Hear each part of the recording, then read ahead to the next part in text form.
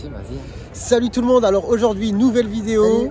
Avec FX, et oui, voilà, encore. FX que vous connaissez peut-être sur ma chaîne il y a très longtemps, il y a fort longtemps. On a fait une vidéo ensemble sur le métier d'urgentiste. On avait passé 24 heures ensemble. Ouais, c'était avant le Covid, hein, donc ça date un petit peu là maintenant. Ça fait un petit moment maintenant, Ouais. c'est vrai que ça fait un petit moment et du coup la vidéo je vous mets en fiche, vous pouvez aller la voir si vous êtes intéressé par le métier. Donc là je suis désolé, on est à l'extérieur, regardez, dans un endroit plutôt sympa, on est sur la place du Panthéon, d'accord.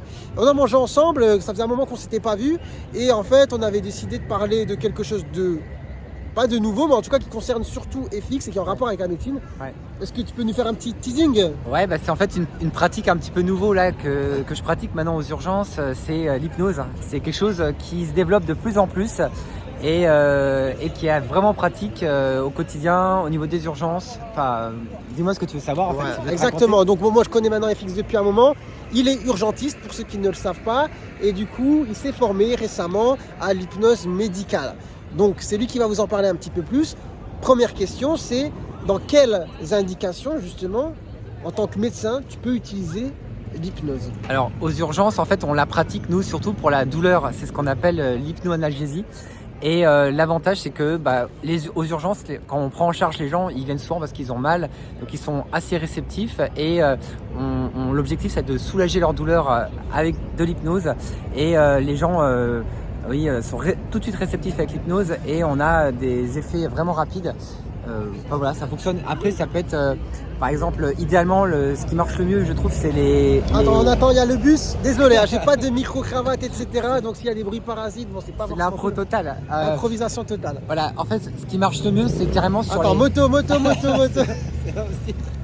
On est à Paris, il y a du bruit, Ouais. Ce qui marche le mieux, c'est sur les réductions de luxation d'épaule, parce que c'est vraiment un geste en fait où il faut être le plus détendu possible pour avoir une bonne réduction de la tête, de l'épaule.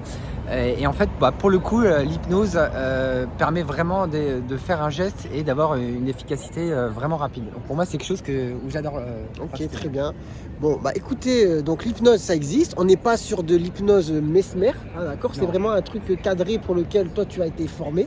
Ouais. Alors en effet, on n'est pas là pour faire le spectacle, on n'est pas là pour faire le pitre avec les gens. C'est en fait les gens qui vont faire ce qu'ils ont envie de faire et en fait on a accès à l'inconscient et on va pouvoir notamment leur faire oublier la douleur et les faire partir ailleurs et donc faire un geste qu'on aurait du mal à faire en temps normal. Voilà. Et Attends, peut-être petite question. C'est du coup là, toi, c'est dans le cadre de la douleur, l'hypoanalgésie, c'est ce que Ouais. tu as dit. Est-ce que du coup, en médecine, il y a d'autres indications où l'hypnose peut être utilisée? Alors ça peut être utilisé sur d'autres gestes techniques. Par exemple, nous à l'hôpital, on a un pneumologue qui s'est formé et qui maintenant fait les fibroscopies bronchiques, un geste qui n'est pas très agréable sous hypnose. Donc le patient va partir en transe hypnotique et on va pouvoir réaliser ce geste plus facilement. Ça peut être utilisé au bloc opératoire aussi de façon un peu plus protocolisée et sur différents gestes comme même une ponction lombaire en neurologie ou donc en fait c'est adaptable à un peu n'importe quoi. Après le risque avec l'hypnose c'est de passer à côté d'une vraie maladie comme par exemple une douleur thoracique type un infarctus. De faire de l'hypnose, ça peut être dangereux parce que on peut vraiment avoir la nécrose du cœur qui se produit. Donc mais en complément d'un geste, par exemple d'une coronarographie pour aller mettre un stent, utiliser l'hypnose peut permettre de réduire la douleur et donc d'améliorer les paramètres. Et c'est complémentaire, mais il ne faut pas passer à côté de la vraie thérapeutique sur certaines maladies. D'accord, donc vous l'avez compris, l'hypnose aujourd'hui elle est utilisée par certains médecins pour soulager certaines douleurs justement dans la prise en charge hospitalière, que ce soit aux urgences ou dans d'autres services ou même au bloc opératoire. Il va attraper un fou rire, je sais pas pourquoi. Je sais pas pourquoi, alors on te regarde plus. Et du coup, voilà, FX en tout cas, tu as fait un diplôme, c'est ça? Oui, en fait, c'est une formation sur... alors moi, j'ai fait 1 an d'hypnoanalgésie et en fait, ça m'intéressait tellement que j'ai fait 3 ans en plus avec cette fois ce qu'on appelle les thérapies brèves parce qu'on peut aussi utiliser l'hypnose, donc pas dans l'urgence, mais dans des cadres comme par exemple du sevrage de tabac ou par exemple tout ce qui est gestion des phobies comme la peur de l'avion. Et ça marche très bien. Et également, même sur le psychotraumatisme, on peut faire de l'hypnose sur des séances où on a un psychotrauma et absorber en fait ce traumatisme-là.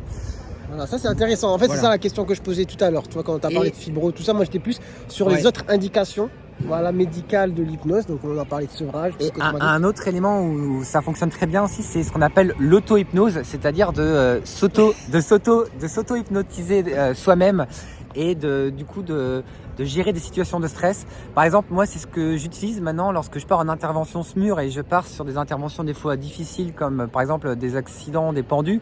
Et bah sur le trajet, je vais me mettre moi-même en auto-hypnose et partir en transe. Et ça me permet, du coup, lorsque j'arrive sur le lieu de l'accident, je suis plus détendu et donc plus apte et concentré pour prendre en charge le patient. Waouh! Ah, franchement, on en apprend tous les jours. Bon, tu commences quand l'hypnose? Bientôt. Il va peut-être m'apprendre. Là, je suis en phase de digestion parce qu'on a mangé une petite pizza. D'ailleurs, je tiens à remercier en public parce qu'il m'a invité. Donc, ça fait plaisir. Ça faisait longtemps qu'on s'était pas vu. Oui, ça faisait longtemps qu'on s'était pas vu.